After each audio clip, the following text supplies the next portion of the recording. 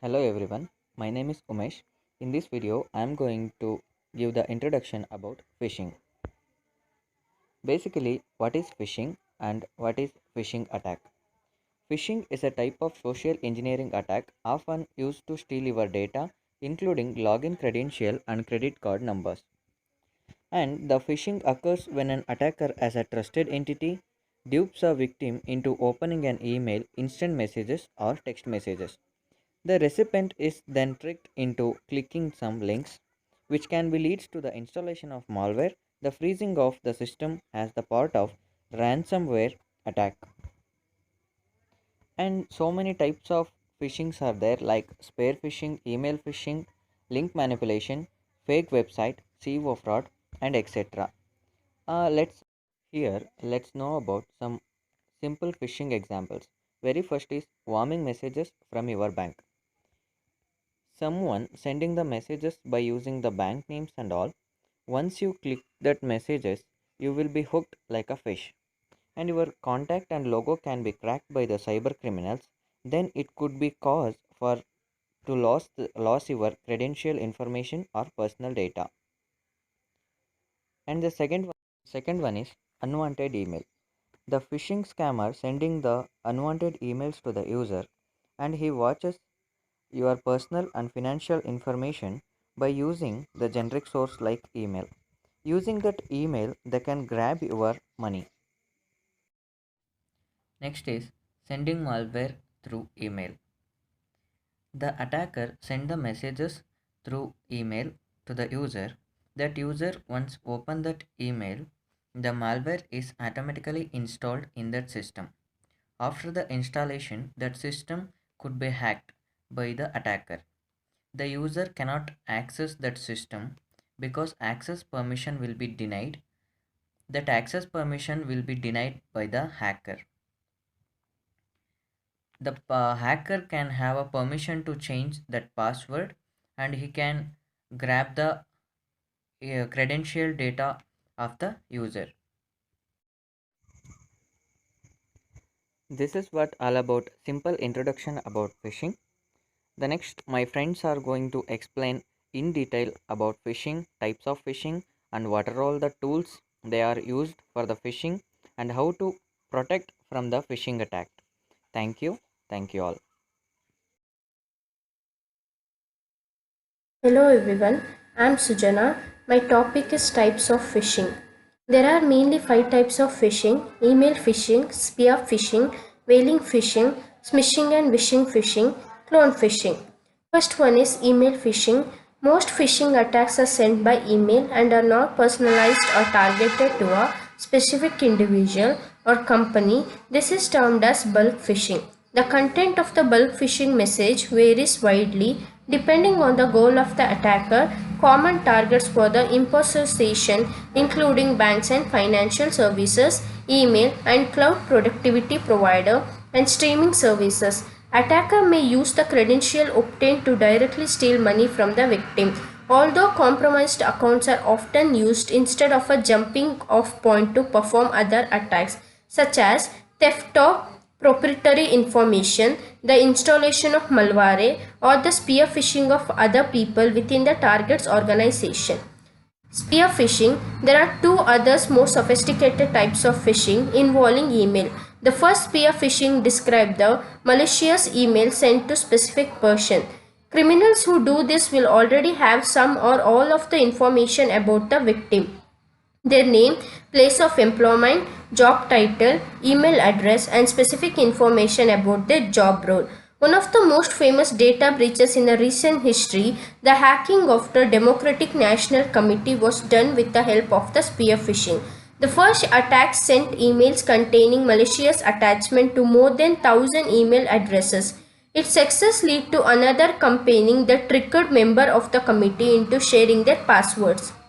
Whaling phishing. Whaling attacks are even more targeted, taking aim at the senior executive. Although the end goal of the whaling is the same as any other kind of the phishing attack, the technique tends to be a lot subtler. Tricks such as fake links and the malicious URL are not useful in this instance, as a criminals are attempting to imitate the senior staff. Scam involving bugs tax returns are increasingly common variety of veiling. Tax forms are highly valued by the criminals as they contain the host of useful information, names, addresses, social security number and bank account information. Smishing and wishing, with both smishing and phishing, telephone replaces email as a method of communication. Smishing involves criminals sending messages, the content which the much the same as the email phishing, and wishing involves the telephone conversation. A common wishing scam involves the criminal posing as a fraud investigator, either from the card company or a bank, telling the victim that their account has been breached. The criminal will then ask the victim to provide the payment card detail to verify their identity or to transfer money into a secure account, by which they mean to criminal's account. Next one is clone phishing. Clone phishing is a type of phishing attack whereby a legitimate and previously delivered email containing an attachment or a link has its content and recipient address, taking and used to create an almost identical or the cloned email. The attachment or a link within the email is replaced with a malicious version and then sent from the email address. Spoofed to appear come from the original sender. It may claim to be resend of the original or a updated version to be original. Typically, this requires either sender or the recipient to have been previously acted for the malicious third party to obtain the legitimate email. Next will be continued by Soumya. Hi everyone, myself Soumya. My topic is tools used for phishing. Tools like InfoSec, Kingfisher, GoFish, Phishing Frenzy, Speedfish Framework, Social Engineering Toolkit, Lucy, Simple Phishing Toolkit. Let us discuss one by one. First one is Kingfisher. Kingfisher is a phishing comparison toolkit. Using this toolkit, we can test user by sending the malicious link via email using SMTP server and stealing user credentials. We use Kingfisher tool for promoting user awareness on real-world phishing attacks. This tool has very user-friendly interface, easy to use with multiple components. This tool's in built on Python language. It means it is an open source phishing tool, very flexible. It also supports sending message with embedded images and determining when emails are opened with the tracking images. Next one is GoFish. GoFish is an easy to use platform that can be run on Linux, macOS and Windows desktops. With GoFish, you can create and monitor phishing campaigns, landing pages and sending profiles. The GoFishing toolkit is intended to help penetration testers and business easily simulate phishing attacks within their organization. Next one is Phishing Frenzy. It is a documentation and information relevant up to date. Documentation can be found on the official. One of the main advantages compared to other similar tools is that you can manage your phishing test more efficiently. It manages email phishing campaigns. Next one is Speedfish Framework. It includes data entry attack vector. 3 website templates are included with possibility of using custom template as well. While a tech-savvy security professionally can have a lot of fun with SPF and will be able to run phishing campaigns against multiple targets. Um, it is an email phishing toolkit written in Python. It is designed to allow for quick recon and deployment of simple social engineering phishing exercise. Next one is InfoSec. InfoSec IQ by InfoSec includes a free phishing risk test that allows you to launch a simulated phishing campaign automatically and receive your organization phish rate in 24 hours. And next one is Lucy. The first commercial product to our list, Lucy provides as a free download of the free version of the platform. All you need is your email address and name, and you can download Lucy as a virtual appliance. And the web interface is attractive and there are lots of features to explore. It is designed as a social engineering platform that goes beyond phishing. It is a very powerful email phishing tool. Lucy enables organization to take on the role of an attacker and identify gaps in both the technical infrastructure and security awareness. Thank you. Next will be continued by Sushma. Topic: How to rectify phishing. Phishing means stealing personal and financial data. Also can infect system with viruses. Phishing is a technique which is created fake or false email ID in additional to steal the information to a targeted person. Information like phone number, email ID, credit card details, etc. How to recognize phishing? Scammers use email or text messages to trick you into the given them your personal information. Request for a personal or business information in any unsolicited message. Request that you can change account details or perform other online activities. Any messages that uses fear, threats, a sense of urgency, or any offer too good to be true as motivator. Any message with a subject containing words like action required, urgent. Message that contain an odd or unexpected subject matter, incorrect grammar, punctuation errors, misspelling, etc. Short-ended URL which is often direct user to phishing websites. If they get the information, they could gain access to your email, bank, or other accounts. Scammer launch thousands of phishing attacks like this every day, and they are often successful. The FBI Internet Crime Complaint Center reported that people lost $57 million to phishing schemes in 1 year. Phishing emails and text messages may look like they are from a company you know or trust. They may look like they are from a bank, credit card company, a social networking site, an online payment website, or an online store. Phishing email and text message often tell a story to trick you into clicking on a link or opening an attachment. They may say they have noticed some suspicious activity or login attempts include fake invoice, want you to click on a link to make a payment, say you are eligible to register for a government refund, offer a coupon for free stuff. For example, Netflix. Netflix suspension notification be like this: we were unable to validate your billing information for the next billing cycle of your subscription. Therefore, we will suspend your membership if we do not receive a response from you within 48 hours. Obviously, we love to have you back. Simply we click on to update our payment details and continue to enjoy all the best TV shows and movies without interruption. While a glance, this email might look real, it's not. The scammer who send email like this one do not have anything to do with the companies they pretended to be. Phishing emails can have real consequences for people who give scammers their information, and they can harm the reputation of the companies. Next will be continued by Vignesh. Good morning, everyone. Myself Vignesh, and I'll be explaining about the topic called types of phishing scams. Before going to the types of phishing scams, my friend Sushma has been explained to you about how does phishing works and what are the phishing scams. How does the phishing scams works? Next, let us see the types of phishing scams.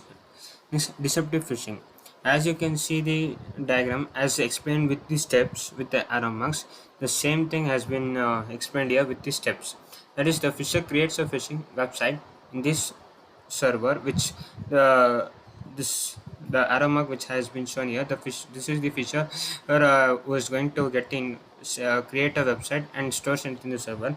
Next, after creating the website, the fisher sends the website with the link through the email to the victim.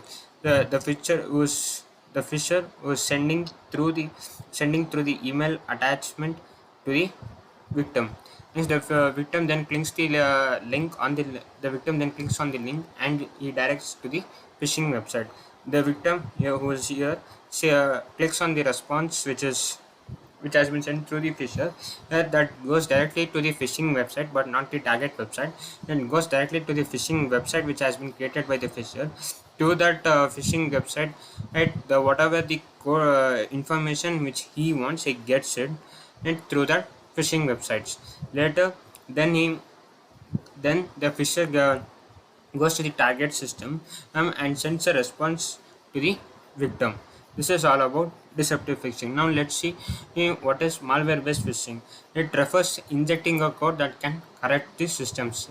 that is nothing but as viruses. The malware can be of any type by sending through the email attachments the same way which deceptive phishing, but here you can send the link to download the malware. He can The fisher creates a manual program so that when the user downloads the code, uh, downloads that link, that automatically he corrupts the system so that he gets the information and through the link. Next, the victim also can download a link from any websites.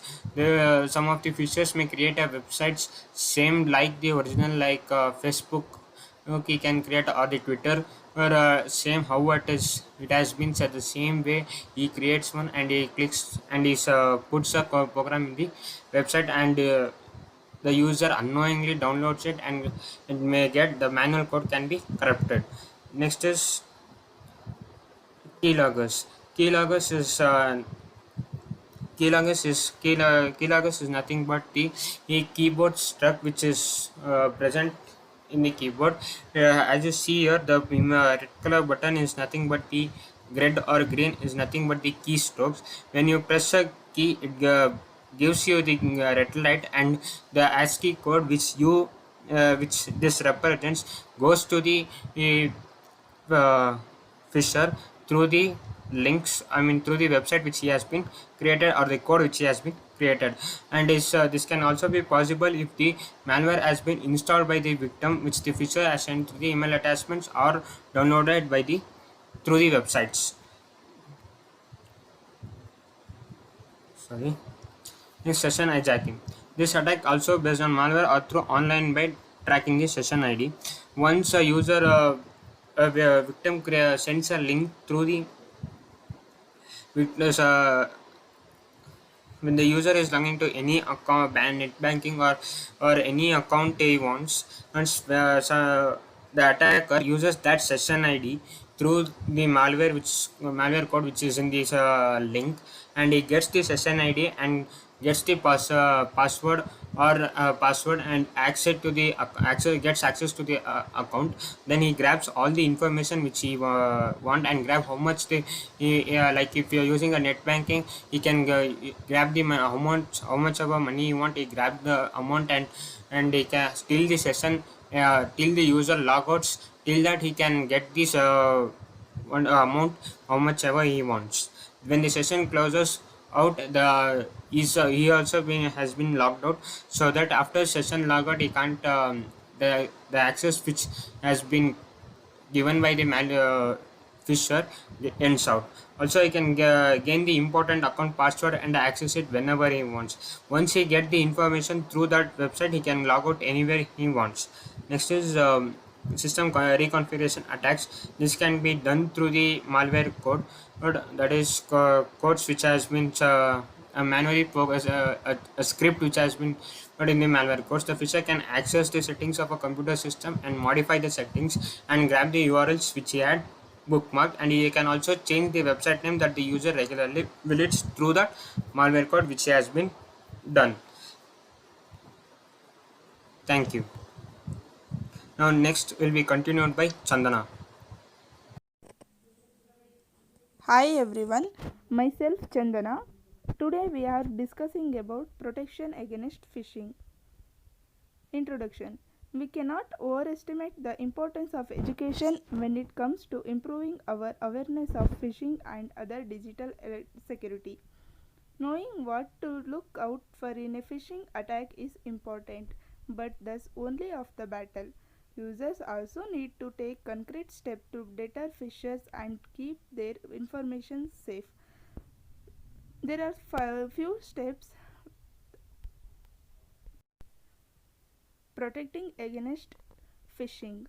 First step, enter sensitive information only on secure website. A majority of phishing attacks request that users send over their personal information either by email or by entering it into a fake login malicious websites.